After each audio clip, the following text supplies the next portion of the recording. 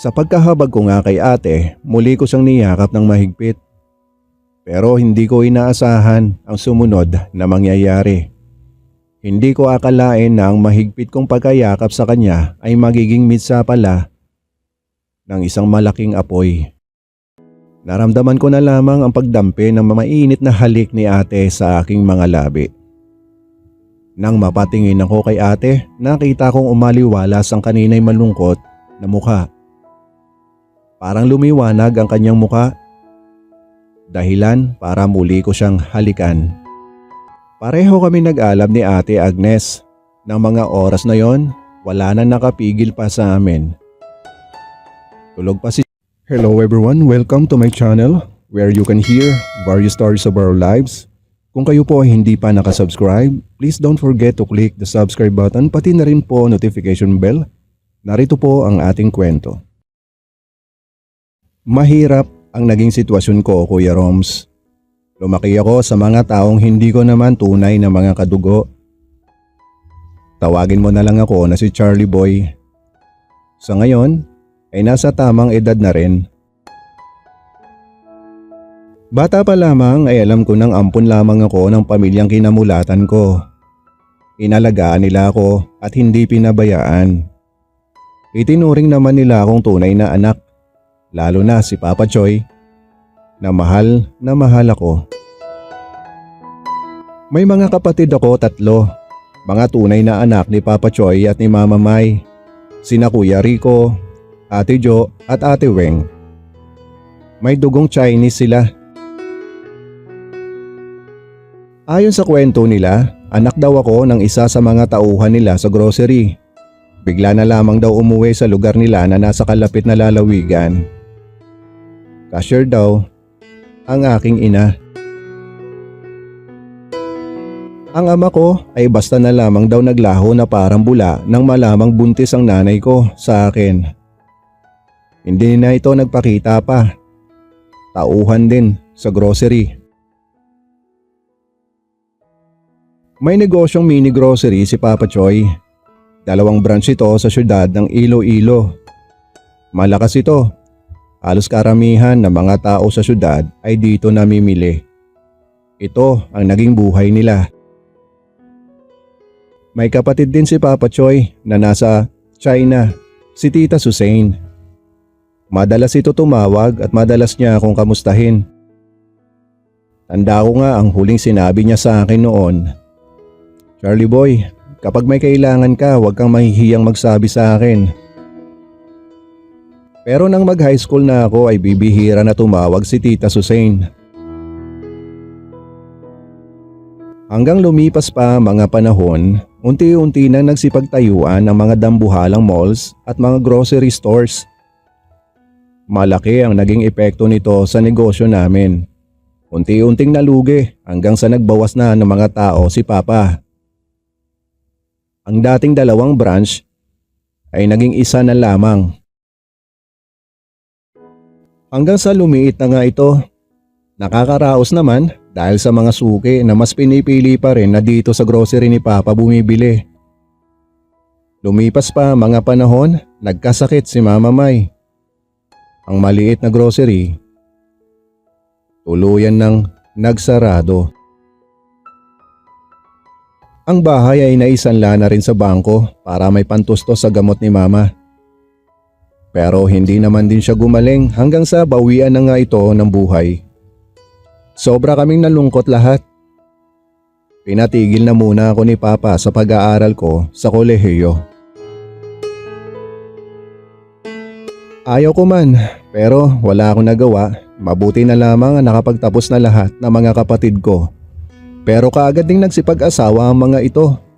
Kaya kami na lamang ni Papa Choy ang naiwan dito sa bahay. Hanggang sa bigla na lamang nang hina ang katawan ni Papa at nagkasakit. At ilang buwan lamang ang lumipas, binawian na rin ito ng buhay. Ito na yata ang pinakamalungkot na kabanata ng aking buhay. Pinilit ko pa ring lumaban. Hanggang ang naiwang bahay ay kinuha na rin ng bangkong pinagsanlaan namin noong nagkasakit si Mama May. Dito na nagsimula ang masalimuot kong buhay. Pakiramdam ko, mag-isa na lamang ako. Sinubukan kong lumapit kay Ate Jo para makitira muna sana pero tinanggihan niya ako. Sorry, Charlie Boy, hindi ka pwede dito sa bahay. Ayaw ng asawa ko na makitira ka dito. Pakiramdam ko, ayaw lang talaga ni Ate Jo. Nararamdaman kong wala siyang amor sa akin. Palibasa, hindi naman niya ako tunay na kapatid. Okay lang Ate Jo. Pasensya ka na sa abala. Nagpunta naman ako kay Ate Weng. Pero kagaya din ni Ate Jo, tinanggihan din niya ako. Para akong isang aso na pagala-gala naghahanap ng masisilungan. Pero wala eh. Hanggang naalala ko si Kuya Rico. Alam ko malayo ang tinitirahan niya pero kailangan kong magbaka sakali. Kaagad nga ay sumakay ako ng bus. Habang nasa biyahe ako ay panay ang dasal ko na sana ay tanggapin ako ni Kuya Rico. Naalala ko nung bata kami ay kaming dalawa lang ang magka-close. Kasi kami lang naman ang lalaki at si Papa sa bahay. Gabi na nang ako'y makarating sa lugar nila. Natuntun ko naman ang kinaroroonan ng bahay nila. Kaagad nga ay kumatok ako sa pinto. Nang magbukas, si Kuya Rico kaagad ang nabungaran ko. Oh, Charlie Boy, kamusta ka? Halika, pasok ka muna. Kumain ka na ba? Pumasok ako sa loob ng bahay nila Kuya Rico. May itaas at ibaba. Nasa palagay ko ay nasa 50 square meters din. Maayos ang bahay, kumpleto sa gamit. May maganda kasing trabaho si Kuya Rico. Sakto nga ay kumakain pala sila ng hapunan. Pinaupo na ako ni Kuya Rico sa harap ng lamesa. Kaagad naman niya akong ipinakilala sa asawa niya na tumayo para ikuha ako ng plato at kutsara. Charlie Boy, siya nga pala si Agnes ang asawa ko at ito ang anak namin si Chin. Magta3 taon na. Napangiti naman ako. Tahimik ako dahil inaalala ko na makabiglang magpago ang mood ni Kuya Rico kapag malaman niyang plano kong magstay dito sa bahay nila. Gumaan naman ang pakiramdam ko nang mapansin ko si Ate Agnes na maganda ang ngiti.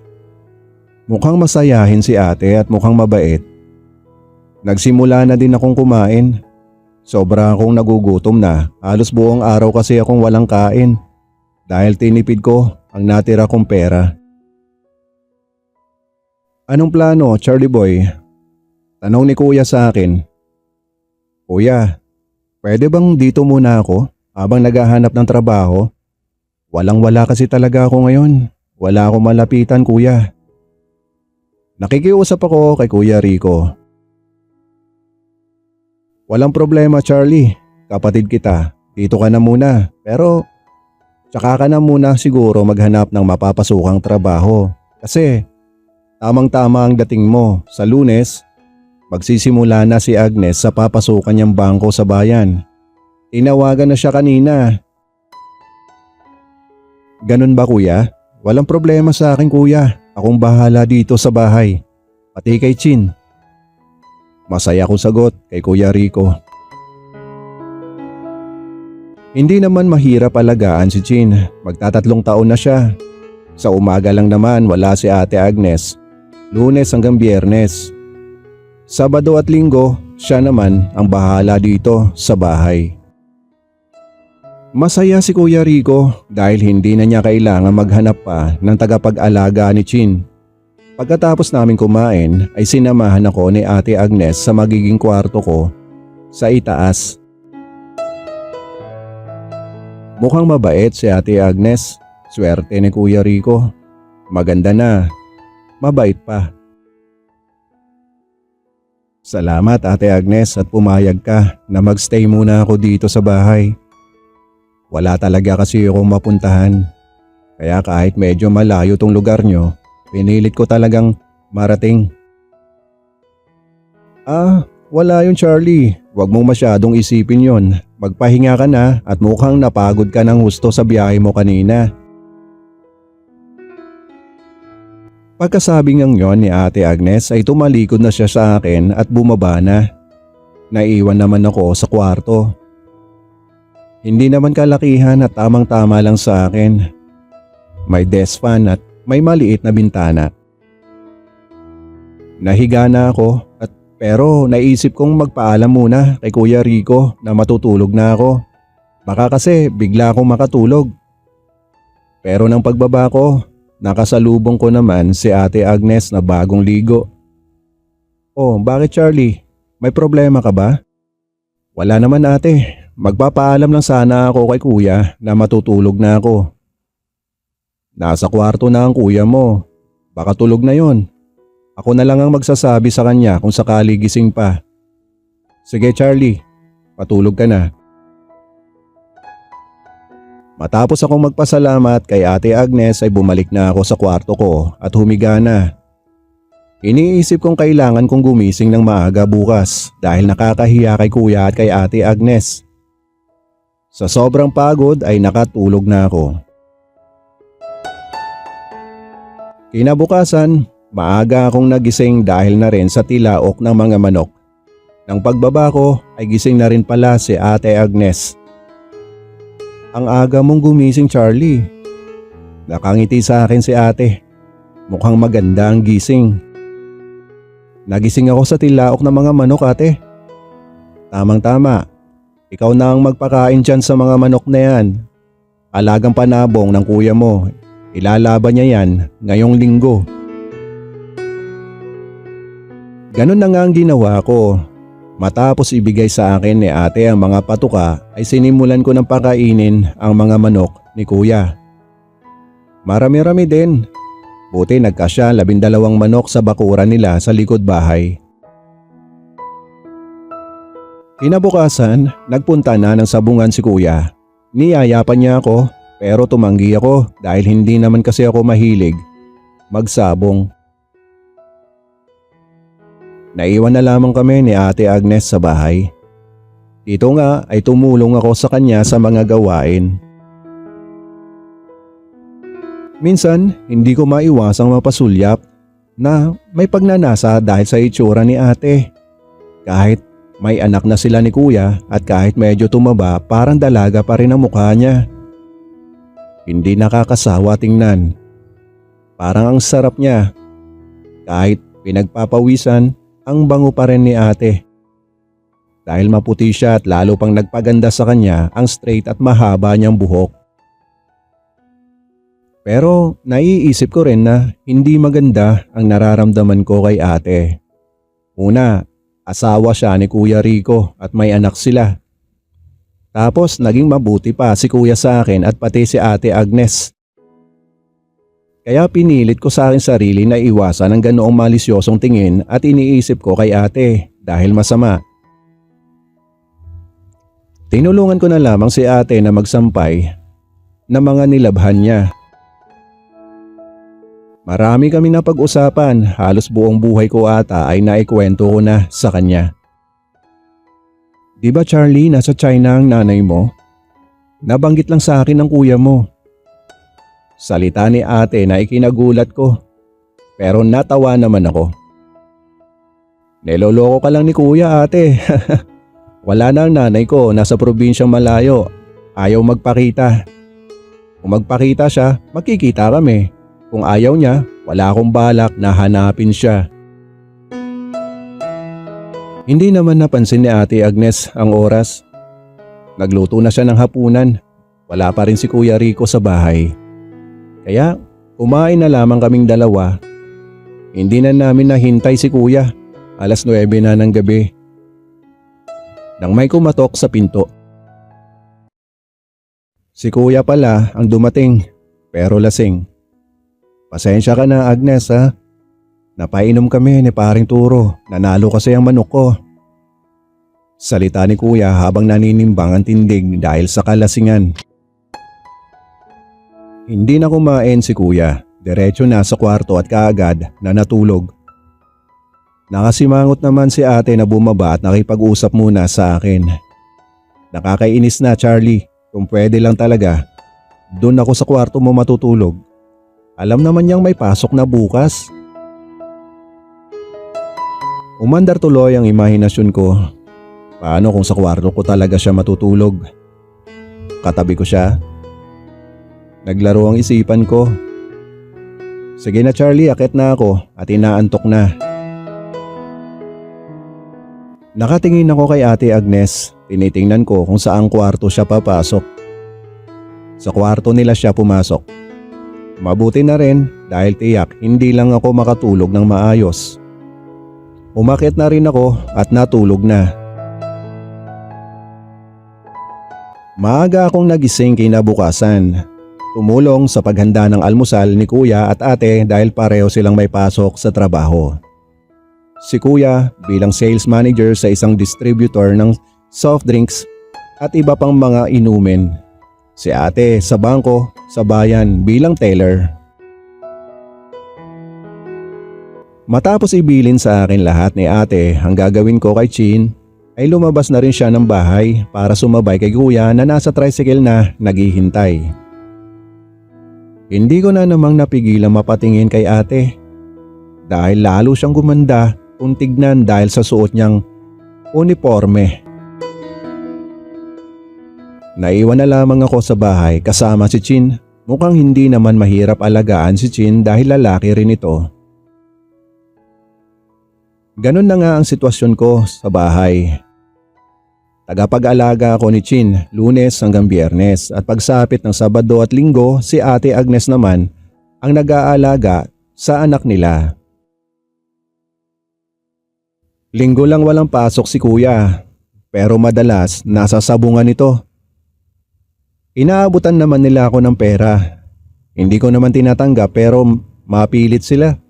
Itabi ko daw para kapag may biglaan akong pangangailangan, may sarili akong pera. Ganun na nga ang ginawa ko. Hindi naman kalakihan ang inaabot nilang pera sa akin. Pero itinatago ko ito. Pero makalipas lamang ang 3 buwan, bigla na lamang nagbago si kuya. Sa di ko malamang dahilan ay madalas niya akong napagsasalitaan, sinisigawan, kahit sa maliit na dahilan. At naging madalas din ang pagtatalo nila ni Ate Agnes. Lalo na kapag lasing ito galing ng sabungan. Kaya napapansin kong naging malungkutin si Ate Agnes.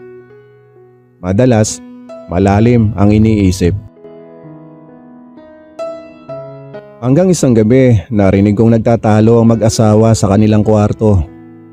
Tapos, mukhang nagkakapisikalan pa. Wala naman akong magawa kundi ang makiramdam na lamang. Dahil Sabado kinabukasan, walang pasok si Ate Agnes. Tanghali na, hindi pa ito lumalabas ng kanyang kwarto. Na makaalis na si kuya para pumasok sa trabaho niya, kaagad akong kumatok sa pintuan ng kwarto ni ate. Pinagbuksan naman niya ako at nagulat ako na makita kong mayroon siyang mga galos at pasa sa mukha. Umiyak si Ate Agnes nang makita niya ako. Bigla niya akong niyakap. Niyakap ko din siya. Bakit ate? Anong ginawa sa'yo ni kuya? Naawa ako kay Ate Agnes. Habang umiiyak nga ay nagkwento siya sa akin. Nagseselos daw pala si kuya sa kasamahan niya sa trabaho.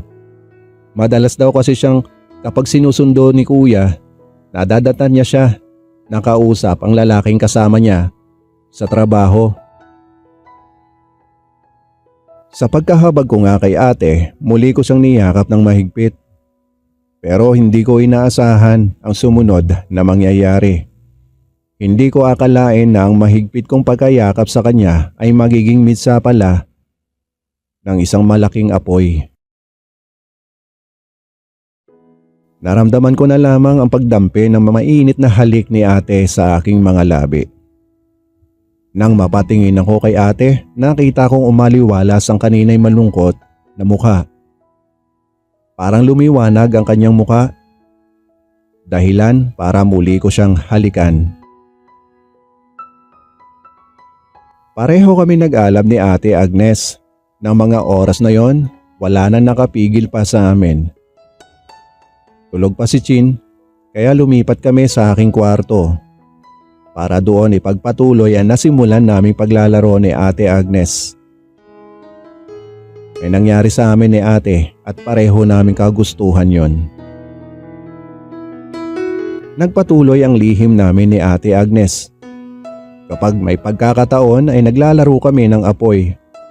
Si Kuya ay hindi pa rin nagbabago. Naging madalas pa ang pananakit niya kay Ate.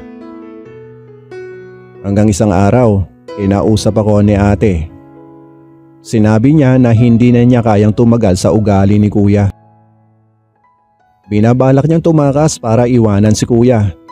Pero pinigilan ko si Ate. Sinabi ko sa kanya na, "Ate, wag mong gawin yan. May anak kayo. Hayaan mo, susubukan kong kausapin si Kuya." Kaagad nga nang magkaroon ako ng pagkakataon, kinausap ko si Kuya Rico. "Kuya, hindi sa nakikialam ako sa inyo ni Ate, pero Kuya, wag mo naman sana saktan si Ate. Wala naman siyang ginagawang masama. Huwag ka makialam sa amin ng ate mo, Charlie Boy. Kung may problema kami ng ate mo, problema namin yun. Huwag mo akong pakialaman." Sa mga sinabi ni Kuya ay para bang sarado na ang isip niya. Mukhang kapag tumagal pa si Ate sa bahay ay ganun din katagal ang gagawing hindi maganda sa kanya ni Kuya. Hanggang sumapit ang araw ng Sabado, maagang pumasok si Kuya sa trabaho. Nang makaalis si Kuya ay nakita ko naman si Agnes na nakabihis na at may bitbit na malaking bag kasama si Chin. Kahit hindi magsalita si Ate ay alam ko kung ano ang gagawin niya. "Ate, huwag ka muna umalis. Kung meron mga aalis dito, walang iba kundi ako yon. Hindi ko na talaga kaya ang ginagawa sa akin ng kuya mo, Charlie. Kagabi, nag-away na naman kami. Pinagbibintangan niya ako may ibang lalaki pero nahuli ko siya na may babae. Tapos ako pa sinaktan niya." Tumulo maraming luha sa mga mata ni Ate.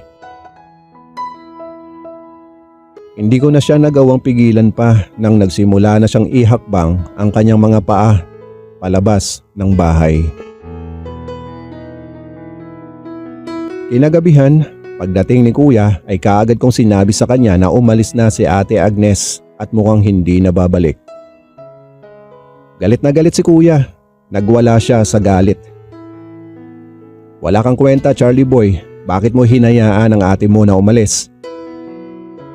Bukas na bukas, umalis ka na rin dito sa bahay. Ayoko nang makita ang pagmumukha mo dito sa pamamahay ko." Hindi na ako nakakibo pa. Masakit ang mga sumunod pang mga binitawang salita ni Kuya sa akin. Iniisip kong baka nabigla lamang siya sa mga sinabi niya at baka bukas ay magbabago din.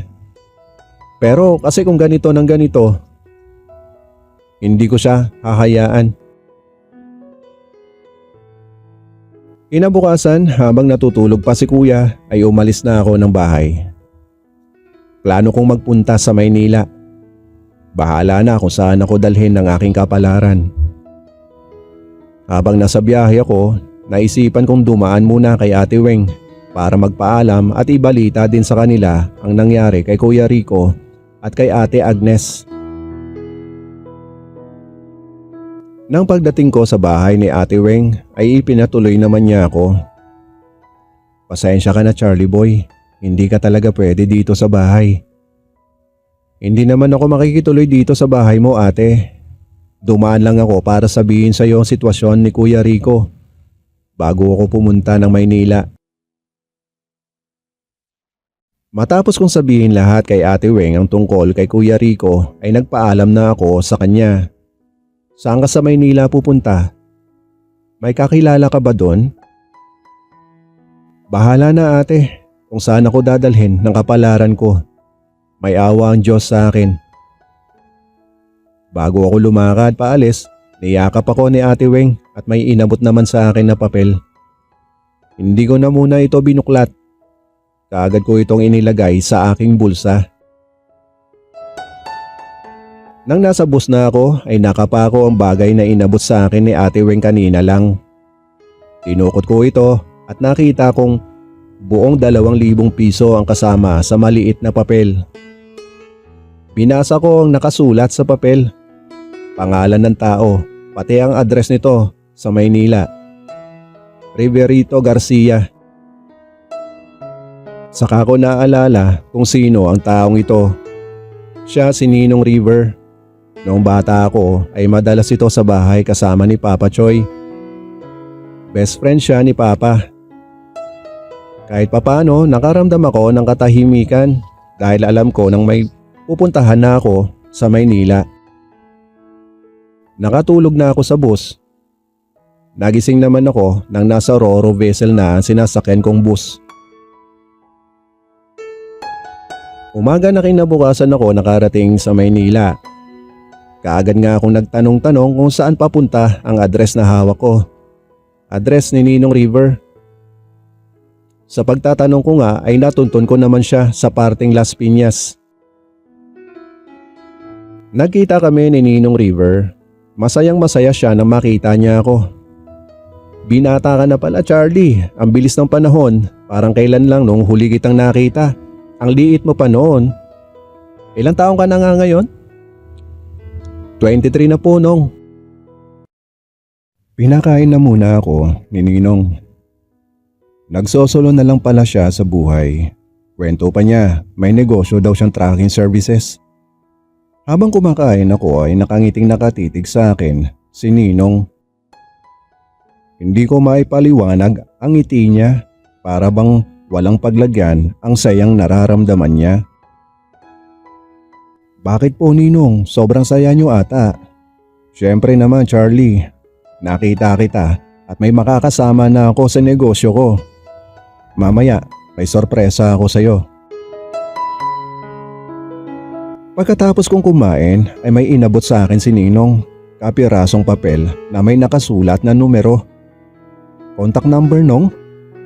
Kanino po to? Tawagan mo Charlie. Sabay na inabot sa akin ni Ninong ang cellphone niya.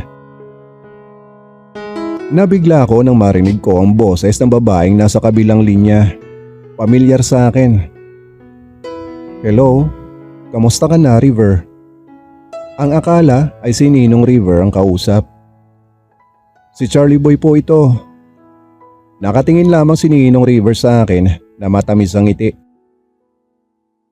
Kamusta ka na Charlie Boy? Si Susain ito. Sabi ko na nga ba, si Tita Susain ang kausap ko. Ramdam ko ang saya niya. Gusto daw niyang umuwi kaagad para makita niya ako. Pagkatapos namin mag-usap ni Tita Susain ay kaagad akong kinausap ni Ninong River. Seryoso siyang nagsalita. Charlie, makinig ka. Ang kausap mo kanina ay si Susain. Siya ang tunay mong ina, Charlie. Dahil sa pagtataka ko, kaagad na ikinuwento sa akin ni Ninong River ang bawat detalye kung paanong ina ko ang kinikilala kong si Tita Susain. Dalawa lamang magkapatid sina Papa Choy at Tita Susain. Nagkaroon ng lihim na ugnayan si Tita Susain at ang isa sa mga boy ng grocery nila. Nalaman ito ng mga magulang nila, kaya pinalayas yung boy. Nang magsilang si Tita Susain, pinapunta nila ito sa China para itago dahil sa nagawang kahihiyan sa pamilya. At ngayong malaki na ako, wala nang dahilan para itago nila sa akin ang katotohanan. Nakaramdam ako ng pagkalito. Hindi ko malaman kung ano talaga ang totoo. Nong, tulungan mo akong hanapin ang tunay kong ama. Hindi na kailangan Charlie Boy. Nasa harapan mo na. Nagulat ako sa sinabi ni Ninong River. Siya pala ang boy na nakabuntis kay Tita Susain na tunay kong ina. Tumulo ang mga luhang humihingi ng tawad sa akin si Ninong River. Sinimulan ko na rin siyang tawaging Papa. Ayon sa kanya, sa Maynila siya tumuloy noong naghiwalay sila ng Tita Susain. Binigyan siya ni Papa Choy ng puhunan para magnegosyo. Para may maipagmalaki sa magulang nila. Pauwi na sana siya sa probinsya ngayon para puntahan ako. Kaya lang, nabalitaan naman niya na papunta na ako dito sa Maynila. Masayang masaya siya, kagad nga ay tumawag ako kay Ate Weng at nagpasalamat dahil tinuro niya sa akin ang daan papunta sa tunay kong pagkatao. Tinulungan ko si Papa River na mamahala ng kanyang negosyong trucking. Makalipas ang ilang buwan, nagkita na kami ni Mama Susain. Humingi siya ng tawad sa akin. Sabi niya, gustong-gusto daw niyang umuwi noon nang mamatay si Papa Choy. Pero nagkasakit din ang kanyang asawa sa China, kaya hindi niya ito maiwan. Tagal din niya ako hinanap hanggang sa nakausap niya si Ate Weng na siyang nagturo sa akin kay Papa River. Masaya ako, Kuya Roms. Wala na akong balita kay Ate Agnes. Si Kuya Rico, balita ko may bago na ring pamilya. Salamat kuya. Ito po ang aking kwento. Charlie.